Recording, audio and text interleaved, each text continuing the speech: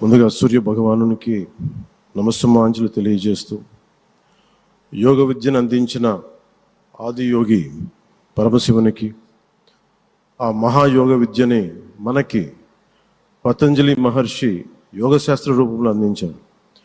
వారిరువురి పాదపద్మములకు నమస్కారాలు. మన యోగ విశిష్టతను, గొప్పదనాన్ని ఋగ్వేదంలో ఉన్న మహానుభావులు తెలియజేస్తే, దానిని ప్రపంచవ్యాపితం చేసిన దార్శనికులు మాత్రం గౌరవ ప్రధానమంత్రి శ్రీ నరేంద్ర మోదీ గారు.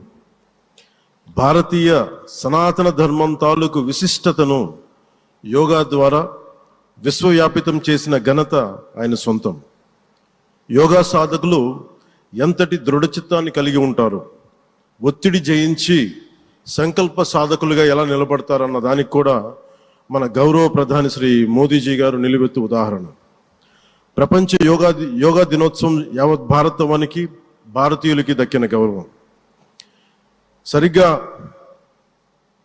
ఒక 2014లో అప్పుడే ఐక్యరాజ్య సమితిలో గౌరవ ప్రధానమంత్రి మోదీ గారు ప్రవేశపెట్టినప్పుడు దాదాపు 177 దేశాలు ఈ రెజల్యూషన్కి మద్దతు పలికినాయి.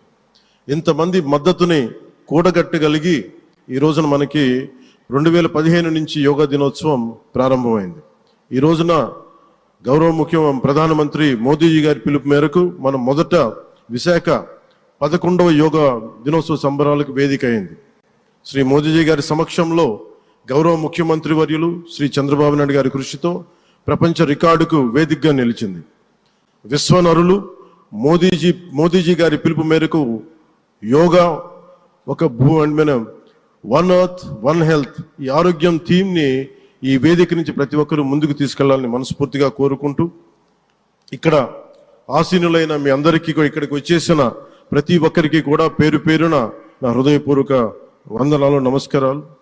అలాగే గౌరవనీయులైన గవర్నర్ గారి శ్రీ అబ్దుల్ నజీర్ జీ గారికి, గౌరవ ముఖ్యమంత్రి శ్రీ నారా చంద్రబాబు నాయుడు గారికి, civil aviation minister Kinjarapu Rammohan Naidu గారికి, అలాగే మనకి AYUSH minister of state independent charge Shri Prataprao Jadhav గారికి, అలాగే వేదిక పైన ఉన్న ప్రతి ఒక్కరికి, గౌరవ కేంద్ర మంత్రివర్యులకి, రాష్ట్ర మంత్రివర్యులకి, ప్రతి ఒక్కరికి పేరు పేరున ధన్యవాదాలు తెలియజేసుకుంటూ సెలవు తీసుకున్నాను. జై భారత్, జై హింద్.